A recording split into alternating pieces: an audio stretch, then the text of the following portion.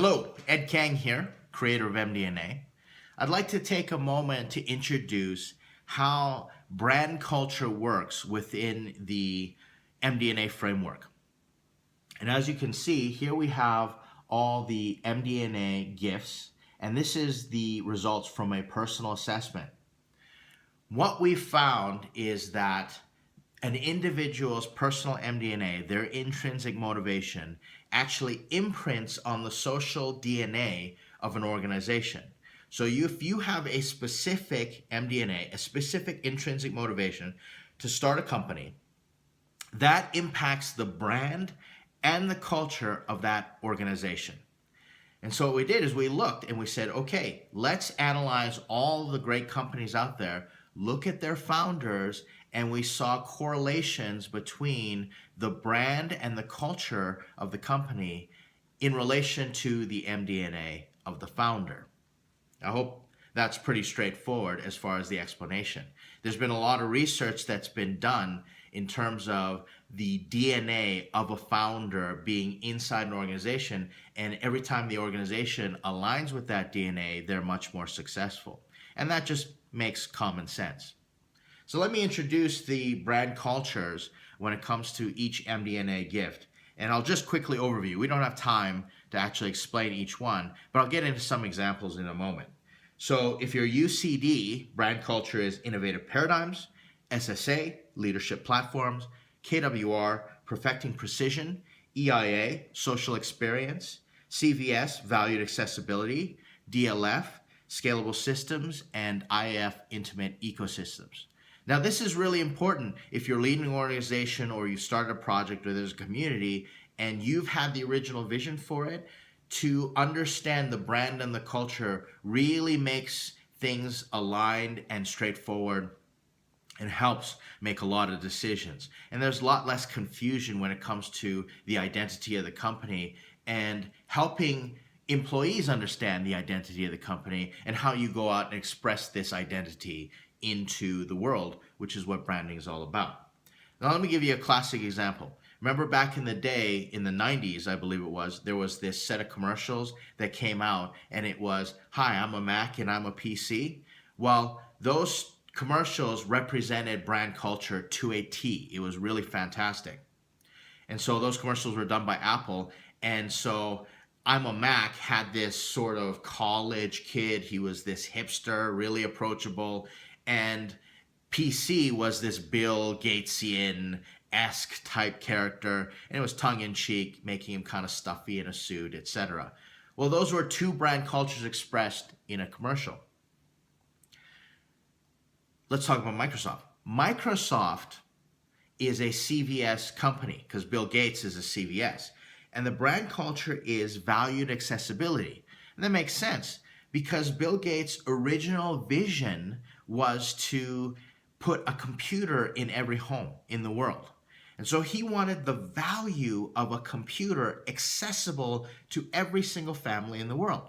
Valued accessibility. And therefore, Microsoft built their entire company and their culture about valued accessibility. Now, Steve Jobs, on the other hand, being an IAF, his brand culture was all about intimate ecosystems. And so it makes sense that Apple has become an intimate ecosystem.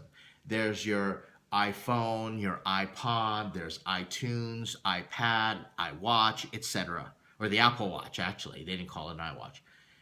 And all of that works together in an ecosystem that's intimate to you. And so that's the brand that they portrayed, that, hey, our Apple products, the Mac intimate ecosystem, knows you and knows you want to have fun, knows you want to connect with family, knows you want to do all those things that really bring out the joy in life, whereas Microsoft was all about productivity. And so I hope that makes sense as far as explaining or how brand cultures get represented. Here's another great example, MDNA Institute. I am a UCD, and the UCD brand culture is all about innovative paradigms. And so when MDNA Institute was started, we were a UCD brand culture, and that meant we're always trying to present innovative paradigms into the marketplace. We're looking to innovate the paradigms about intrinsic motivation, engagement, employee engagement, professional success, personal fulfillment, personality assessments, all that, what have you. And so the brand culture of innovative paradigms explains how come we're coming out and we're presenting all the information that we do in our products. And the people that come in understand that we're always about innovating paradigms, R&D, etc. And that really helps establish the culture of the people who work with us. So anybody who wants to work with us has to kind of cross that line and know, okay, if I'm going to be working with the MDNA Institute, I need to understand that the brand culture is innovative paradigms. Now, what can happen is you can take a secondary MDNA and put it on the marketplace as a way that you present or you deliver your promise. So your primary is your promise. So the promise of MDNA Institute is the brand culture of innovative paradigms, Microsoft, valued accessibility, Apple, intimate ecosystems. And you can add a secondary, and you can say through a secondary brand culture. So for example, I personally believe Apple is an IAF KWR company, meaning their brand culture is intimate ecosystems through perfecting precision. And you can just tell by the way they're always trying to be precise in terms of their design, etc. And it's all just about putting it out there. So KWR is all about knowledge and education, and Apple really has that feel to it where they're putting out this intimate ecosystem, but they're making it really precise, and they're really pushing, perfecting their devices, perfecting everything, their software, etc.